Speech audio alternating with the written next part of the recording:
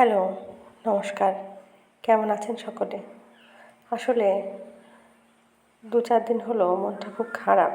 কিন্তু যেহেতু কাজটা প্রফেশনালি নিয়েছি, ভিডিওগুলো বানিয়ে রেখেছিলাম টুকরো টুকরো করে এডিট করে আজ পোস্ট করব।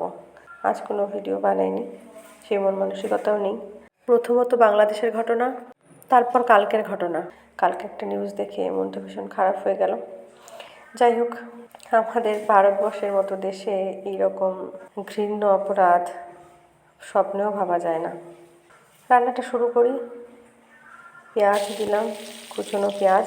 অন্যদিকে চাউমিন সিদ্ধ করে রেখেছি। সিদ্ধ করার সময় সাদা তেল দিয়েছি আর নুন দিয়েছি। পেঁয়াজ কুচি দেওয়ার পর দিয়ে দিলাম রসুন কুচি, এবার দিলাম আদা কুচি, এবার দিলাম টমেটো কুচি।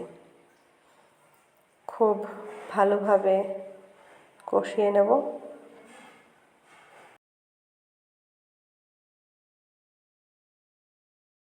এবার দিয়ে দিলাম নুন।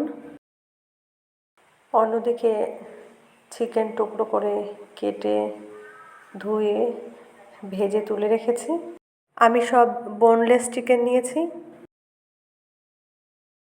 এবার মশলাটা কষানো হয়ে গেলে এর মধ্যে দিয়ে দিলাম ম্যাগি মশলা আর দিয়ে দেব জিরে গুঁড়ো।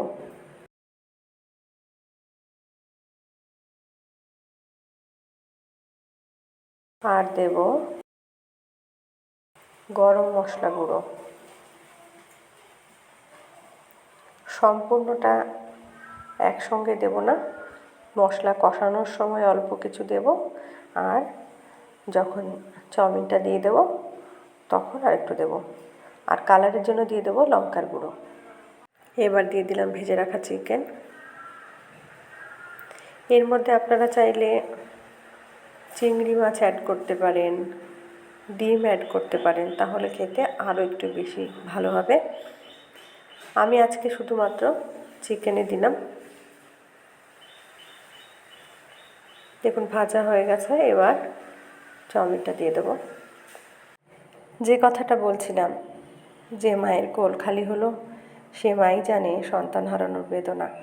আমরা প্রত্যেকেই জানি, আমরা যারা মা হয়েছি, যে আমাদের জীবনে আমাদের সন্তানের ভূমিকা কী, এবং সেই সন্তান যদি একমাত্র সন্তান হয়।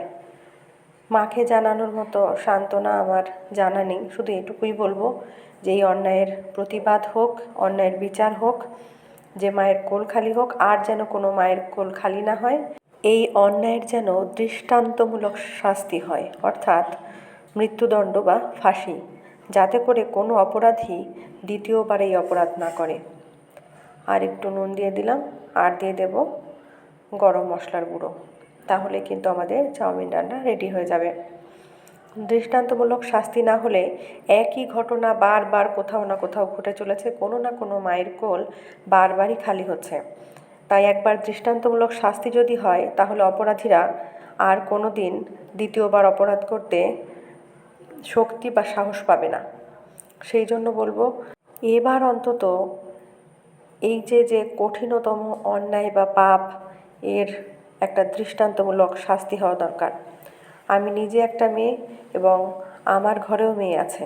আমি নিজেও সহজে সচরাচর রাস্তাঘাটে সব জায়গায় সেফলি চলাচল করতে চাই, এবং আমিও চাই আমার সন্তানও যেন সুষ্ঠু স্বাভাবিকভাবে বেড়ে ওঠে, তারা যেন খোলামেলাভাবে এই সমাজে ঘুরে বেড়াতে পারে।